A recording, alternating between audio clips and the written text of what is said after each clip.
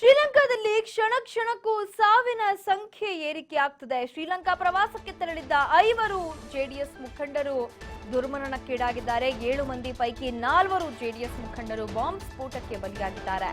Lakshminarayan, Ramesh, Shivakumar, Hanumantharayappa, Rangappa bomb ಸ್ಫೋಟಕ್ಕೆ ಬಲಿಯಾಗಿದ್ದಾರೆ. ಲಂಕಾ ಪ್ರವಾಸಕ್ಕೆ ತೆರಳಿದ್ದ ಇನ್ನೂ 2 ನಾಪತ್ತೆಯಾಗಿದ್ದಾರೆ. ಬಾಂಬ್ ಸ್ಫೋಟಕ್ಕೆ ಒಟ್ಟು 6 ಮಂದಿ ಕನ್ನಡಿಗರು ಬಲಿಯಾಗಿರೋ ಬಗ್ಗೆ ಇಲ್ಲಿವರೆಗೂ ವರದಿಯಾಗಿದೆ. 7 ಮಂದಿ ಪೈಕಿ 4 ಜೆಡಿಎಸ್ ಮುಖಂಡರು ಬಾಂಬ್ ಸ್ಫೋಟಕ್ಕೆ ಬಲಿಯಾಗಿದ್ದಾರೆ.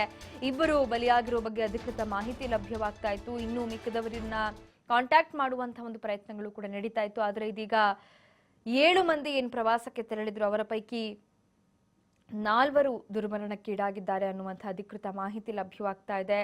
ಇನ್ನು ಲಂಕಾ ಪ್ರವಾಸಕ್ಕೆ ತೆರಳಿದ್ದ ಇನ್ನೂ 2 ನಾಪತ್ತೆಯಾಗಿದ್ದಾರೆ. ಬಾಂಬ್ ಸ್ಫೋಟಕ್ಕೆ ಒಟ್ಟು 5 ಮಂದಿ ಕನ್ನಡಿಗರು ಬಲಿಯಾಗಿದ್ದಾರೆ. ಶ್ರೀಲಂಕಾ ಪ್ರವಾಸಕ್ಕೆ ತೆರಳಿದ್ದ ಜೆಡಿಎಸ್ ಮುಖಂಡರು ದುರ್ಮರಣಕ್ಕೀಡಾಗಿದ್ದಾರೆ. 7 ಮಂದಿ ಪೈಕಿ 4 ಮುಖಂಡರು ಬಾಂಬ್ ಸ್ಫೋಟಕ್ಕೆ ಬಲಿಯಾಗಿದ್ದಾರೆ. ಲಕ್ಷ್ಮೀನಾರಾಯಣ, ರಮೇಶ್, ಶಿವಕುಮಾರ್, ಹನುಮಂತರಾಯಪ್ಪ ಮತ್ತು ರಂಗಪ್ಪ ಬಲಿಯಾಗಿದ್ದಾರೆ. ಒಟ್ಟು 5 ಬಾಂಬ್ ಸ್ಫೋಟದಲ್ಲಿ ಸಾವನ್ನಪ್ಪಿರುವಂಥದ್ದು.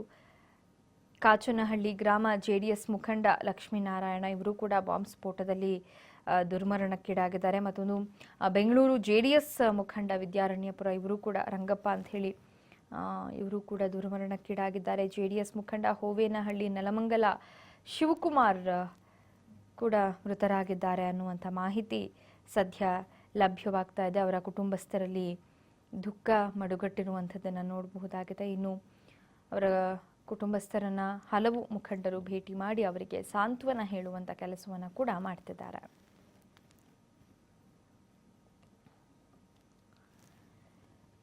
ಶ್ರೀಲಂಕಾದಲ್ಲಿ ಕ್ಷಣ ಕ್ಷಣಕ್ಕೂ ಸಾವಿನ ಸಂಖ್ಯೆ ಏರಿಕೆ ಆಗ್ತಾ ಇದೆ.